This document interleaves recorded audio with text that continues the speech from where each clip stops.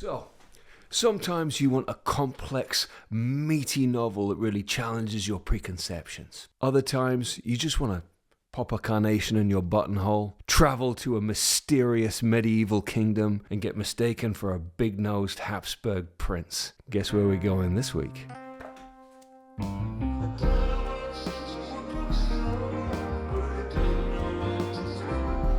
The Prisoner of Zenda by Anthony Hope is the raciest, raunchiest, most swashbuckling version of the Prince and the Pauper you can possibly imagine. In this case, the role of the pauper goes to charming, aristocratic layabout Rupert Rassendyll, a man who comes from a family so lazy, their family motto in Latin is literally the equivalent of, "I didn't do it, it wasn't me." They also have a scandalous connection with a small Central European state called Ruritania, which Rupert decides to visit and then gets up to all sorts of brilliant scrapes. This book came out in 1894 and it was its author's biggest success by a country mile. But what might not be obvious now is, maybe with the exception of Conan Doyle's Sherlock Holmes and Bram Stoker's Dracula, it really was Anthony Hope's Zenda that occupied this huge space in popular imagination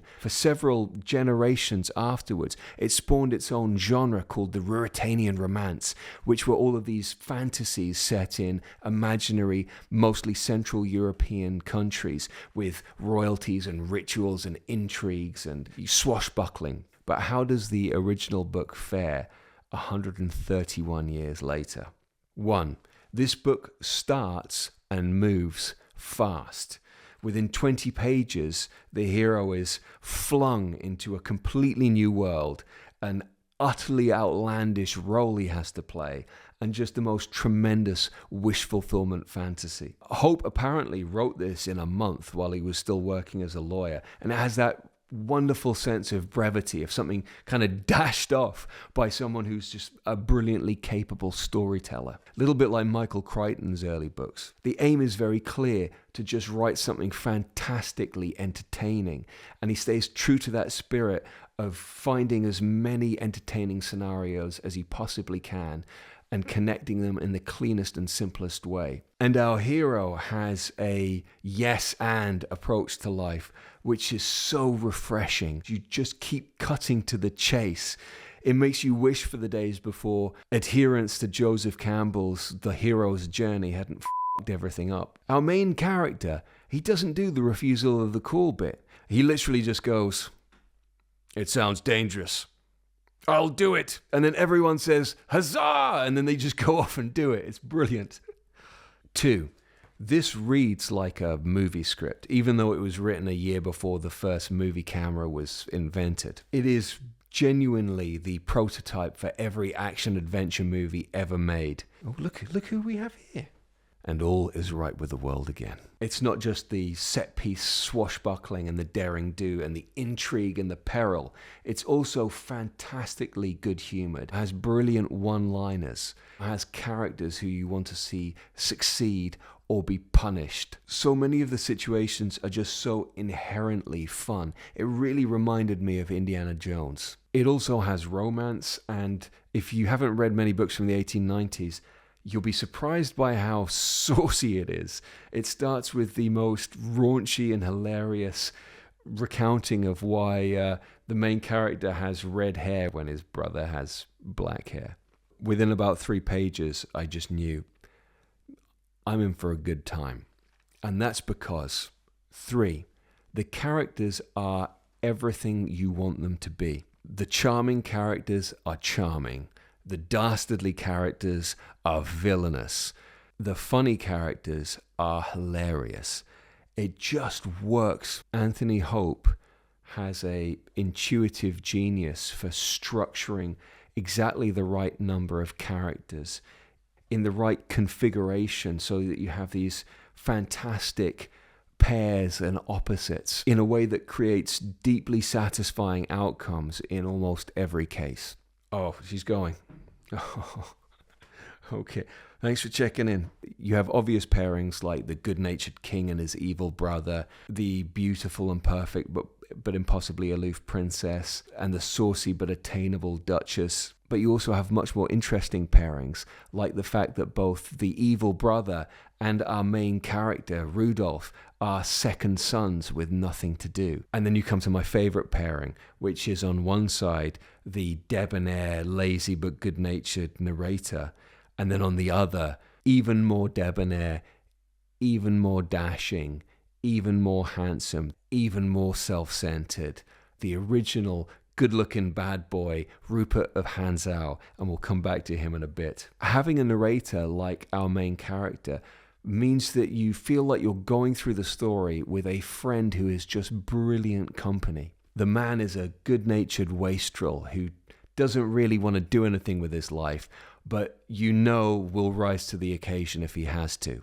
And he's not perfect, which is what personalizes and humanizes the book. He constantly has bad thoughts. He's not the best fighter. He fights dirty constantly. You know, he'll sneak up on a fella and cut his throat if he can. And there's a brilliant scene where he starts a duel and then realizes that the guy he's fighting is much better than he is. And he ends up yelling at somebody else, "Quick, help me, whack him with a chair or something."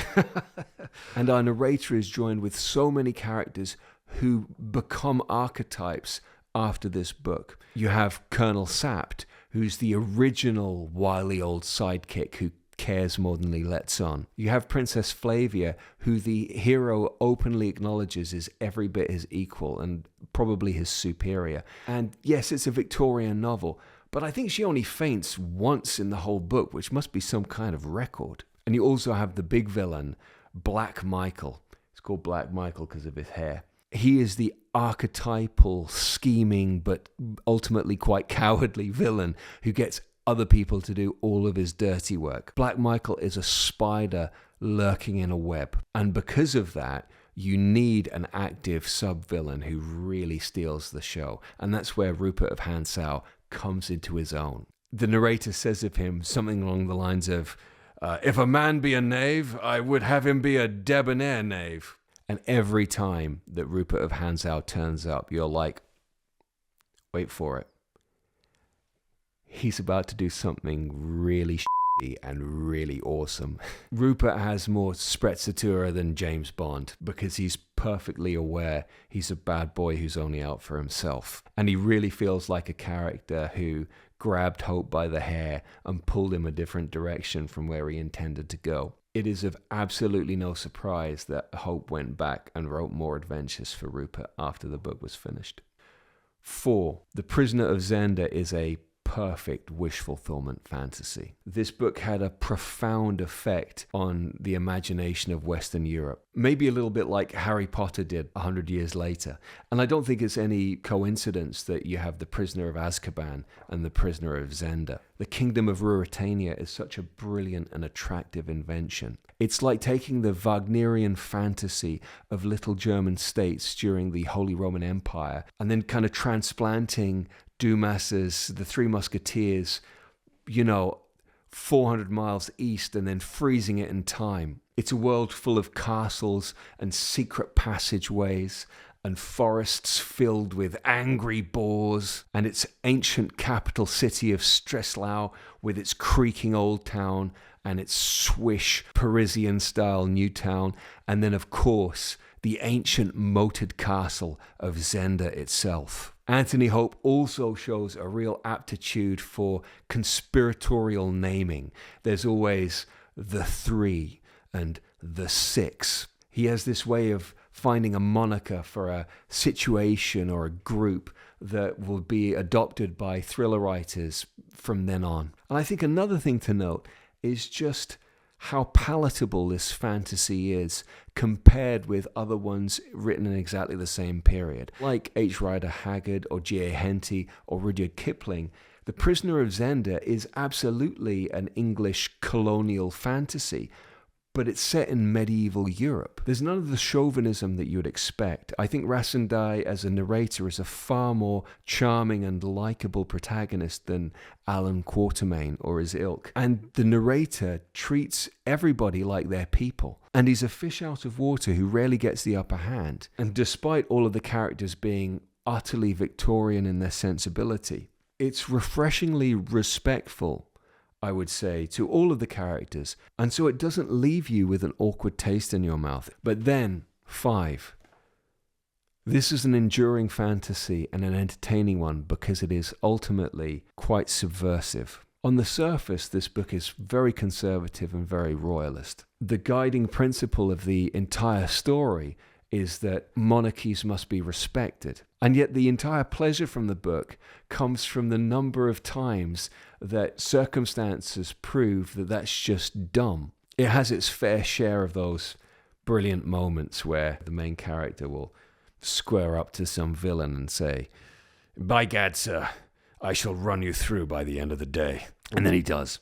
But despite the dueling and all of the lip service to king and country, ultimately it's a story about how you can pluck almost anyone from anywhere, put a crown on their head, and they'll probably be better than the current monarch, and about how people whose talents are thwarted will over time become more and more destructive against a system that's so apparently unjust. Our narrator, who's essentially a lazy nobody, turns out to be a better king than the king himself. There isn't a single character who you like or respect in this book that doesn't at some point say, all of these rules are stupid, all of these roles are stupid, why don't we just do something else? It feels like a book that's written longing not just for a different time, but for a time when aristocrats and monarchs were worthy of the powers entrusted with them, and makes this book far more nuanced and memorable than you might think. And that's what I think keeps this as such an appealing story 130 years after it was written. The 1890s, at least in Western Europe, was a world far removed from castles and dueling. But this book kind of celebrates that lost world and also illustrates why it's a good thing that it doesn't exist anymore. And with that said, I've had trouble categorizing this book. I was going to make it a pure paperback pleasure, but I just enjoyed it so damn much, and I can imagine reading it again and again. And furthermore, I would love to see a really nice edition of this. So I'm going to say The Prisoner of Zenda by Anthony Hope is worth every penny in hardback. And I would love to know if there's a really good hardback version. Penguin, Macmillan, I think that you should reissue this in Rupert of Hansau with a nice little introduction, a few notes. I can't see how you go wrong with it. I don't like beating up on small presses, but I got this version which calls itself the Seawolf Press Illustrated Classic, which says that it uses the format and the illustrations from the first edition. Now, it might have some images from the first edition, but most of the images in the book are crappy frames from a 1920s silent movie featuring scenes like this one that aren't in the book, just like slapped anywhere. So, I wasn't very impressed. Even though it was, I think, £6, I wouldn't recommend it, to be perfectly honest. If you know of a good version of this book, let me know what it is in the comments, because I would love a nice, proper, hardback version to read while wearing a cravat. So, alternate books. Ruritanian edition. This is a, I suppose, cartoon graphic novel. One of the most charming Ruritanian romances ever published has to be Hergé's King Ottokar's Sceptre. If you've never read a Tintin book, you owe yourself to read that one. If you have, read it again. It's fantastic. And it's the perfect companion to The Prisoner of Zenda. My second pick is, I would say, quite controversial as a Ruritanian romance. It is The Mask of Dimitrios by Eric Ambler, a fantastic espionage thriller written in the 30s before World War II. Now, in a book called A Very Short Introduction to Bestsellers by John Sutherland, he described Mask of Dimitrios as the very best Ruritanian romance. So all over the web, if you search for Ruritanian romances, The Mask of Dimitrios comes up. I don't know what the John Sutherland was talking about. I think he just dashed it off as a thought and moved on. The Mask of Dimitrios does not fit any of the requirements for a Ruritanian romance, except that it has a British main character who's outside of Britain.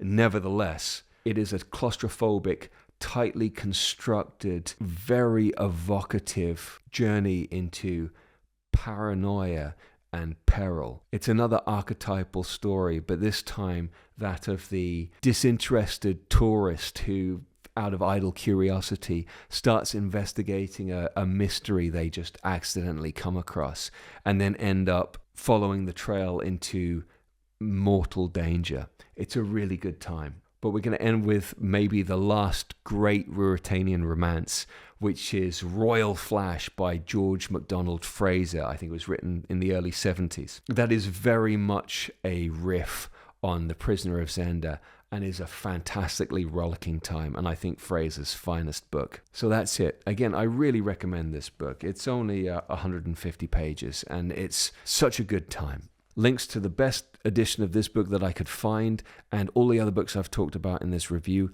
are in the description below. If you click on those links, it helps me out, but what helps the world out is if you go into an independent bookstore and buy a copy there. I hope that they'd have this. If you like this video, you know what to do. If you really liked it, consider signing up to the free Substack. There's loads more information about this and all sorts of other books. You'll get a newsletter every Monday along with this video. Thanks for watching, and I'll see you next Monday.